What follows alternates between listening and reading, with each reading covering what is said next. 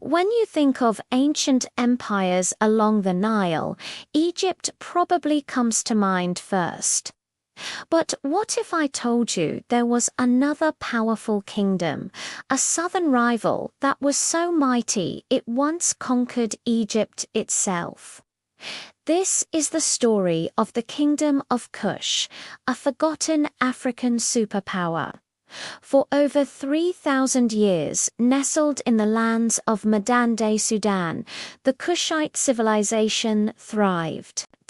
This wasn't just some remote outpost. It was a vibrant, wealthy empire, a major player in the ancient world. Their land was rich with gold.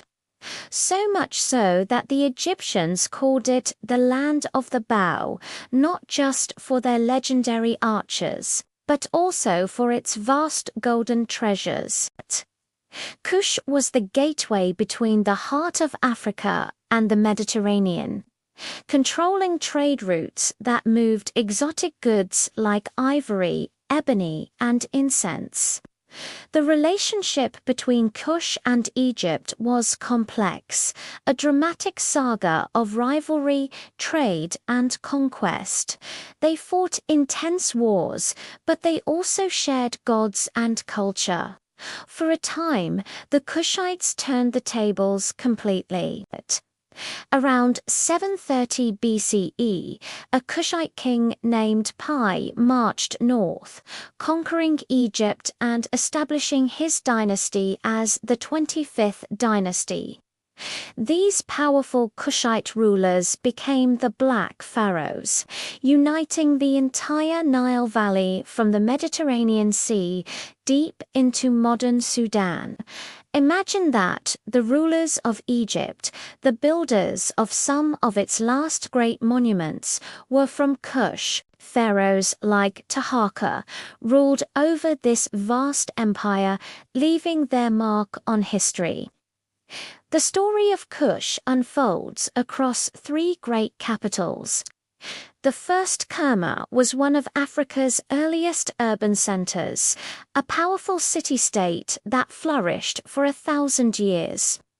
Its massive mud brick temple, known as the Western de Fufar, stood as a testament to their early power long before they became pharaohs.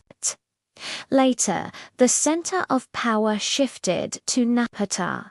This became the spiritual heartland of the kingdom, home to the sacred mountain of Jebel Barkal, believed to be the dwelling place of the god Amen.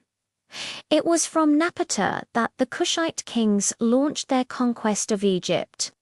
Even after being pushed out of Egypt by the Assyrians, Napata remained a vital center where kings were crowned, and buried in steep, distinctive pyramids, a style that became uniquely Kushite. But perhaps the most fascinating era of Kush began when the capital moved south to Meroë. This city was an industrial powerhouse. Here, the Kushites mastered iron production on a massive scale. Vast slag heaps, the waste from smelting iron, still surround the ancient city, earning it the nickname the Birmingham of Africa. Meroë was a bustling metropolis with grand palaces, temples, and a complex water management system with huge reservoirs. It was here that they developed their own unique script, Meroitic, a language we are still working to fully decipher today. The pyramids at Meroë are a breathtaking sight, hundreds of sharp, narrow pyramids marking the tombs of Kushite royalty, standing as a final, proud statement of their distinct culture. What also makes Kush so remarkable is the power wielded by its women. The queens, known as Kandakes or Candaces, often ruled in their own right. They weren't just queen mothers or regents. They were formidable leaders, commanding armies and governing the kingdom with absolute authority.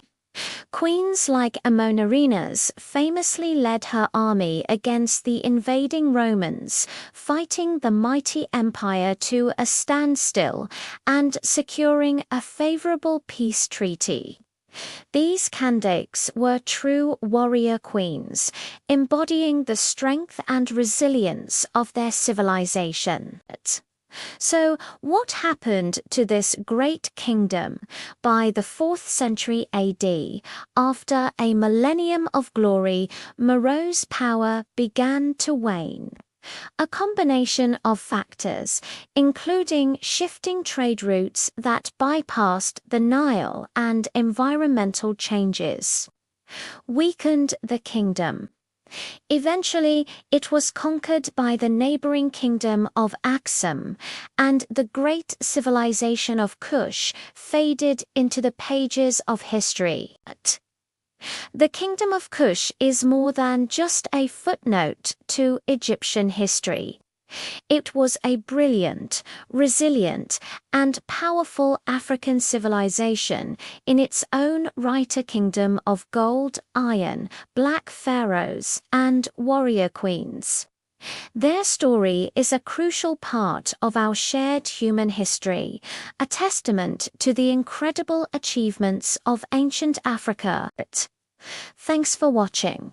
If you enjoyed this journey into the past, don't forget to like, subscribe, and hit the notification bell for more stories from our amazing world.